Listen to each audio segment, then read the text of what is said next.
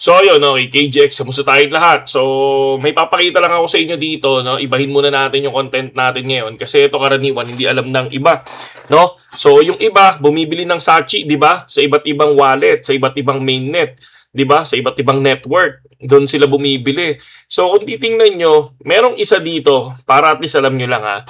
Si BitGet meron siyang tinatawag na on-chain, eto, no? On-chain.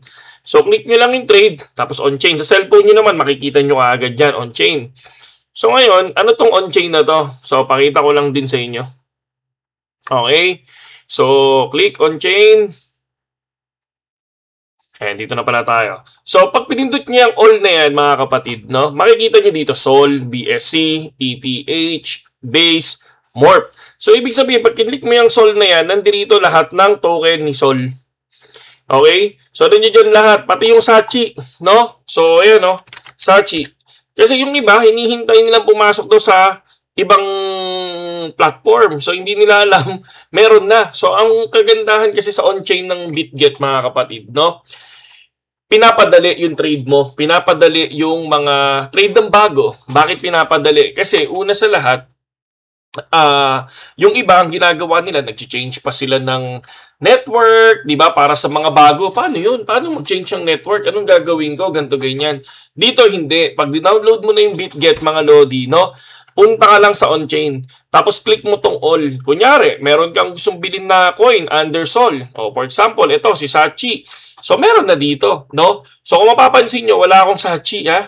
Wala akong Sachi. Hindi talaga ako, mga kapatid, nag-i-invest sa mga meme coin, mga kapatid, no? So, masaya ako na maraming pumaldo dito. Pero, again, hindi ko pinangihinayangan nyo kasi, so, alam ng followers natin na hindi ako nag-meme coin. So, binibigyan ko lang kayo ng idea saan kayo pwedeng bumili.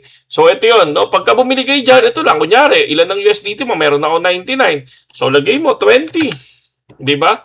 Tapos, buy mo na yan. Buy mo na yung Sachi. Diba? So, yun siya. So, market cap ni Sachi ngayon ay 3.1 million. So, nasa third floor na si Sachi. Mukhang nagwawalis na to. Tapos, magpo-floor wax niyan.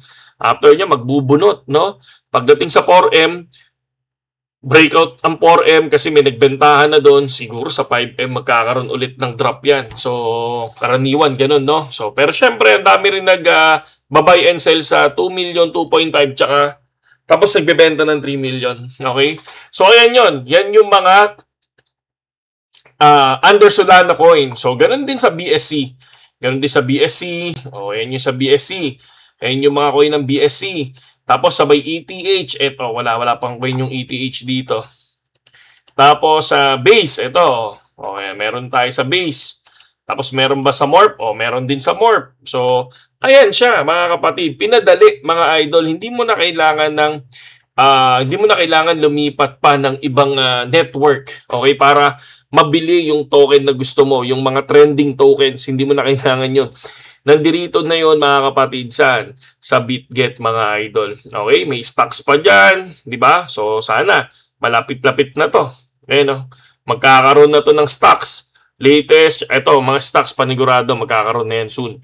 Diba? So, yun lang, mga idol. Ito lang yung ipinakita ko sa inyo, mga kapatid. Okay? Para at least kahit papano, hindi, yung tawag dito, hindi kayo malito, mga idol, at madalian kayo sa pagbili ng mga bagong trending tokens, mga kapatid. Okay? So, yun lang. KGX, saludo sa inyong lahat.